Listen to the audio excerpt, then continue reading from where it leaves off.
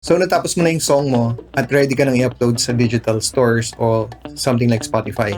Tapos dumating yung release date mo, sinabi mo yung family mo, friends mo, lahat ng kakilala mo para makinig sa nilabas mong kanta. Tapos sinek mo yung streams mo, may nag-stream, 28. Tapos the next day, nadagdagan ng 5, tapos 2, then after that, 2 weeks later na, nadagdagan ng 1 stream.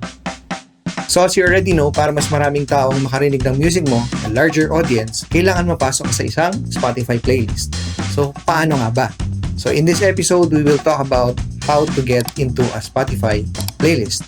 So pag-uusapan natin iba't ibang klaseng playlist, and if you stay till the end, I will teach you other techniques na pwede mo pang gawin and strategies para mapasok sa mga playlist na yan. Okay, so playlisting. Napaka-familiar ng word na yan sa atin. So mga indie artist, lalo na, we always strive na mapasok tayo sa isang Spotify playlist para, syempre, magkaroon ng mas malaking audience. So, how do we do it? Paano nga ba? At ano ba yung mga iba't ibang klaseng playlist na meron? So, number 1, there's the editorial playlist. Ito yung big time na gawa talaga ng Spotify, tapos sila talagang magawa ng playlist, kumukuha ng mga kanta para ilagay doon. Number 2, yung algorithmic playlist.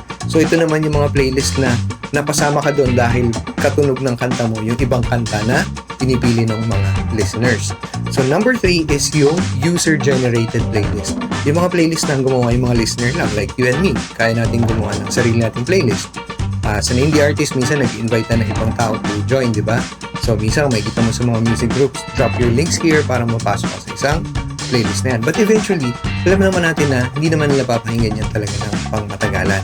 So, for a time, that can be effective, pero tayo-tayo lang yun. Kay-kay lang yun, kami-kami lang.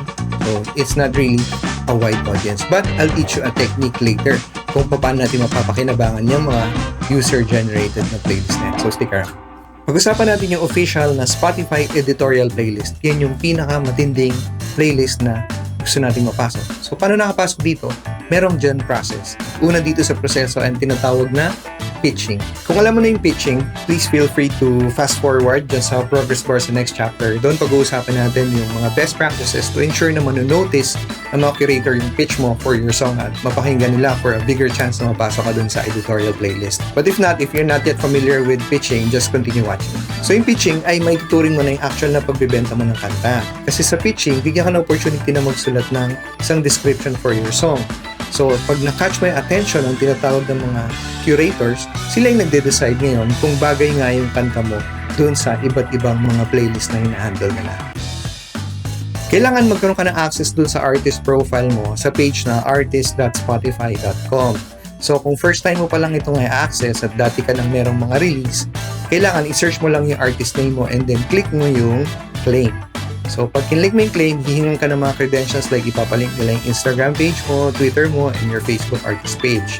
Ngayon, kung wala ka pang release, first time mo pa lang to, kailangan hintayin mo muna ma-upload yung kanta mo sa Spotify bago mo to i-claim. So, fast forward, meron ka ng access sa iyong artist profile sa Spotify.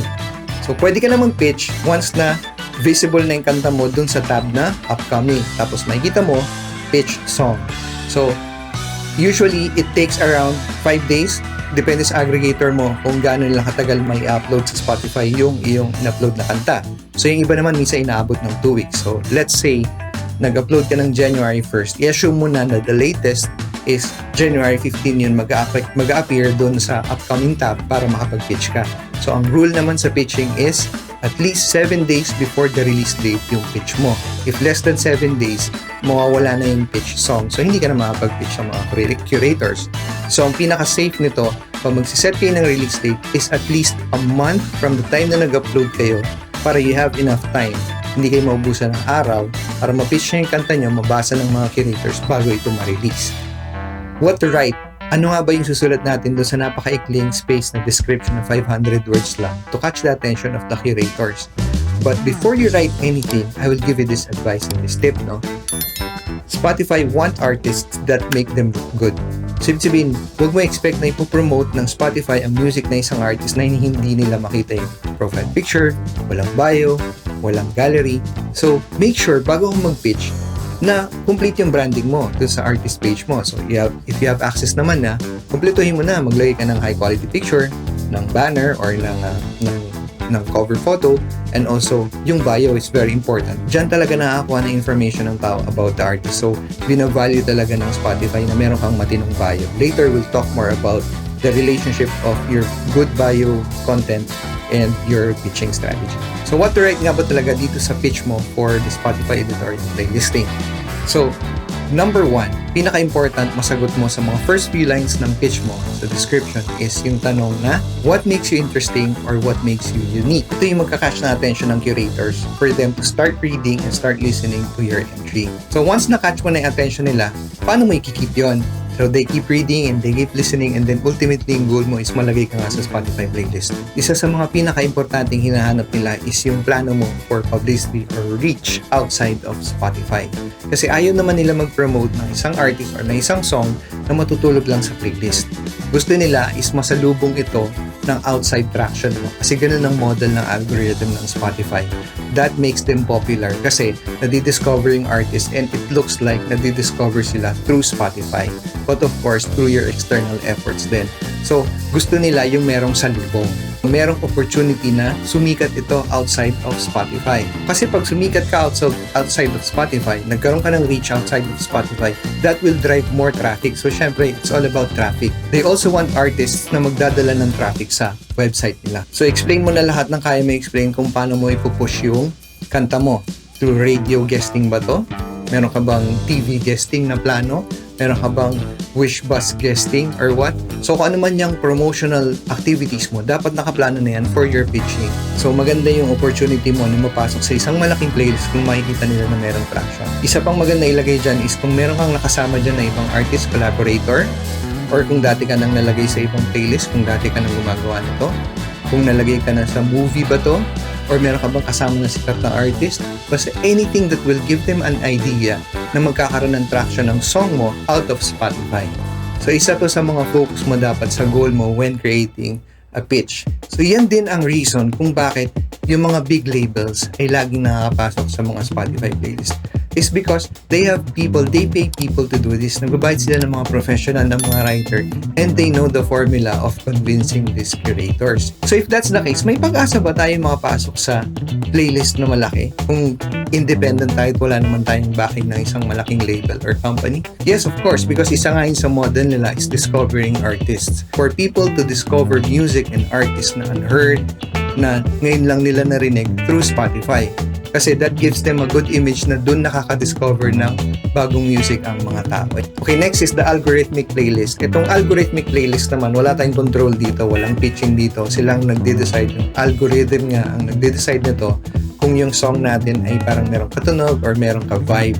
So, minsan mapapasok tayo dyan kung makikita ninyo dun sa profile ninyo. Okay, lastly is yung user-generated playlist. So, like I said in the beginning, ang user-generated playlist ay yung playlist na pwede mong gawin, basta meron tayong Spotify account. Like, gagawa lang ako ng playlist, let's say, Paolo's playlist, yung mga paborito kong kanta. Ngayon, napakaraming playlist na available sa Spotify, and napakaraming user-created or user-generated playlists na malalaki talaga. Minsan, mas malaki pa itong user-generated playlist kaysa sa Spotify playlist.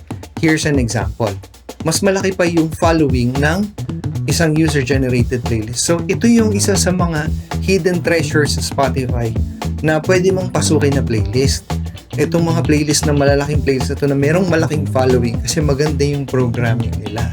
So, how do you get into this big user-generated playlist? I'll teach you one technique that some people do before, and ako rin, na-try ko din siya. You just type sa search bar at gmail.com and then yung genre na gusto nyo. Let's say at gmail.com indie music or at gmail.com chill vibes. Lalabas dito lahat ng user-generated playlists na merong at gmail.com sa bio nila. It means they're asking for submissions.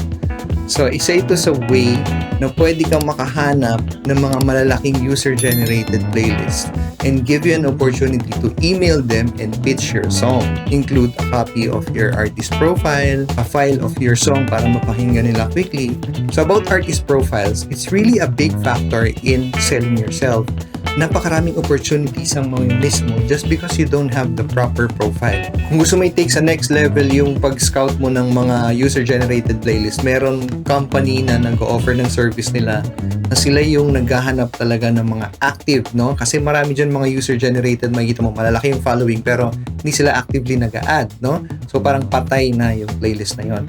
There's this developer called playlistsupply.com. If you'll visit them, nandun makikita mo yung sobrang daming mga active na playlist. You can search by genre, search mo OPM, or yung artist na katunog mo para pwede kang mag-pitch dun sa mga playlist na nag-feature ng artist na yon. Kunwari, katunog mo is Ben and Ben. Ano ba yung mga playlist na merong Ben and Ben na active at may malaking following? So makikita mo yun lahat doon. So anyway, try to check it out. Ako din, hindi ko pa siya masyado na-explore, but I believe it's a really good tool. Although may bayad siya, but if you have budget for marketing and for yun nga, pag-push, pag-boost ng song mo, baka pwede mo explore yung option na yan. So that's it na muna for me for now. I hope mayroon kayong napulot, may na-share ako sa inyo or na-inspire ko kayo. Please watch this other video that I made about why musicians fail. Ano ba yung mga biggest mistake natin sa music industry or sa music career natin? Or watch my other videos also. So please hit also like and subscribe if you like the content that I'm making. Thank you po.